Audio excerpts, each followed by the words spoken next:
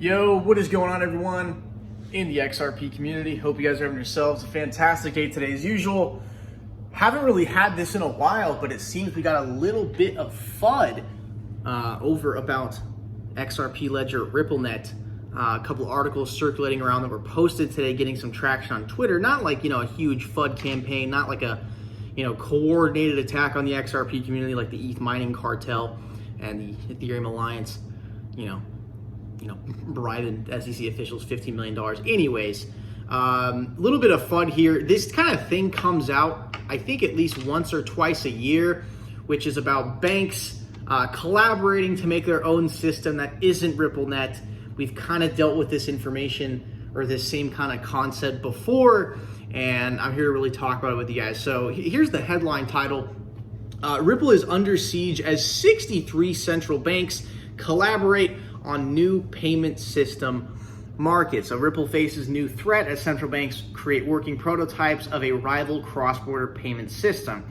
So the Bank of International Settlements, Innovation Hub, a company owned by 63 central banks representing countries that make up 95% of the global GDP, is creating a platform for international payments that would directly compete with Ripple. The announcement made by BIS yesterday for the launch of Project Dunbar comes after the recent news about Ripple partners making progress on a SWIFT replacement system and RippleNet being listed as a SWIFT competitor by the Arab Monetary Fund Group. So Project Dunbar, an institutional Ripple competitor. So in a press release, BIS announced that the central banks of Australia, Malaysia, Singapore, and South Africa were developing a shared platform that could enable international settlements using digital currencies. The aim of the project is to facilitate direct cross-border transactions between financial institutions with different currencies in a cheap and efficient manner. Project Dunbar, much like Ripple, aims to replace the old, slow, and expensive correspondent banking model, the transaction, blah, blah, blah, blah, blah. We already know all that. Under Project Dunbar, there would be no need to rely on intermediaries holding foreign currency reserves, thereby decreasing the cost and time required for cross-border transactions. Project Dunbar, focusing on international settlements using multi-CbdCs, therefore seems to be directly lining itself up with institutional backing against Ripple-aligned players like the Clearinghouse, whose RTP service is designed to facilitate transactions within the digital, on-the-go way we live and work today. So this is came out before. This is nothing really new. There's always been like these banks going like, oh yeah, we're going to create our own little system that's, not Ripple, and it's going to be going against Ripple. And now the article itself from U.Today, which posts a lot of news about Ripple, pretty neutral in my opinion, but I feel like they're kind of just, the website is just insinuating that it's against Ripple. Project Dunbar could be something that actually plans on leveraging currencies like XRP because it's an international settlements using multiple central bank digital currencies. Now here's the thing though. There's not like they magically create all their CBDCs and they have all the liquidity.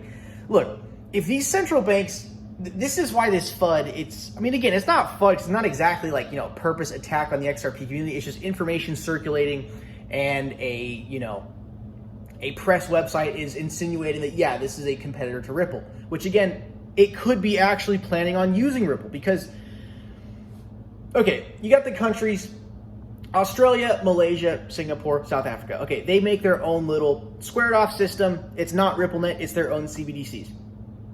So Australia, Malaysia, Singapore, South Africa, they all issue their own central bank digital currency, which is just a representation of their own fiat currency. You're back to square one. They didn't really do anything.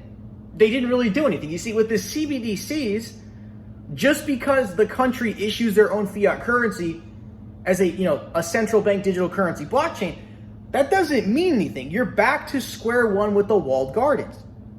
Meaning, Australia, Malaysia, Singapore, South Africa, they all got their own CBDCs, like the Australian dollar, the Singapore dollar, the South Africa, I believe, rand, South African rand. So they have all their regular fiat currencies. Now it's all of a sudden digital. There's still no neutral bridge in between to be a legit competitor to Ripple. All they're doing, we've gone over this before. This same kind of FUD has come out before. Like David Schwartz says, they're going back to square one. All it is just walled gardens again. Meaning it's literally the fucking same thing as what they're doing now with correspondent banking.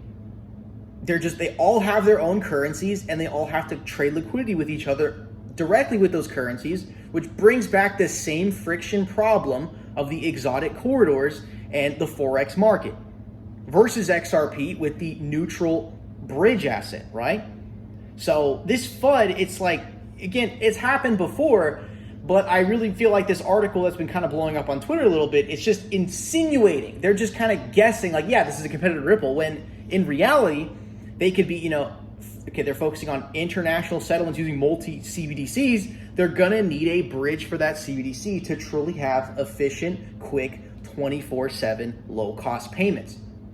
Just because countries group together and issue their own central bank digital currency does not mean all of a sudden, okay, wow, it's frictionless. No, you're back to the square one with the liquidity problem. The spider web of liquidity of like, okay, you got the Japanese yen, but then you want Turkish lira. Exotic corridor, no liquidity, you're getting screwed by fees.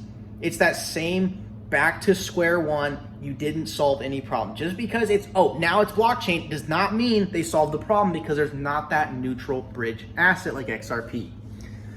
So if we keep going, multiple prototypes already. BIS claimed they had successfully developed 2 prototypes for their common international settlement platform, Corda, using XRP.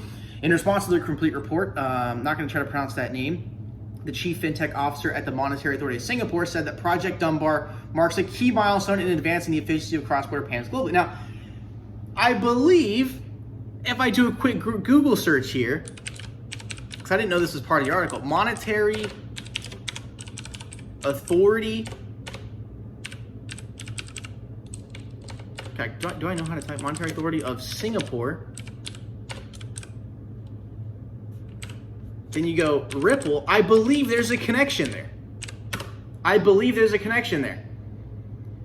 Yeah. Monetary Authority of Singapore.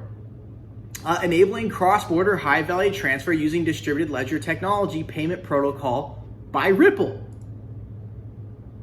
I knew in the back of my mind there was something with the Monetary Authority of Singapore, right? Control F, Ripple. Centralized or multi-sig notary schemes where a trusted entity or a set of entities use trusted as a group is used to inform Chain X that a claim in Chain X is true. An example of this is the Interledger Payment Protocol by Ripple. So again, like I knew there is something with the Monetary Authority of Singapore. I knew it, dude. I knew it. There was something out there. Again, YouTube from Darren Moore Jr. 2019, Central Bank of Singapore, Monetary Authority of Singapore, Project Ubin, and Ripple.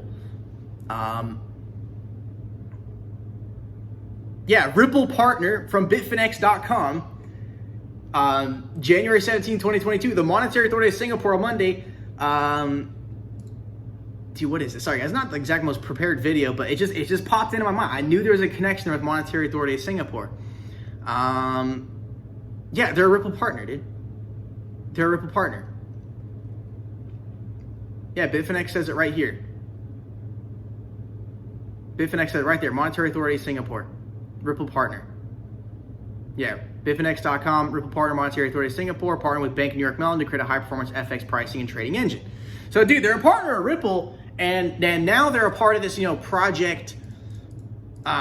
Project Dunbar. So really just the article is just guessing that, okay, yeah, it's a competitor, but in reality, all these countries issuing CBDCs, these central banks know. Ripple talks to a shit ton of central banks, man. We got so many gigantic financial banking giants already on RippleNet and on the team RippleNet that this Project Dunbar probably fucking includes Ripple in it.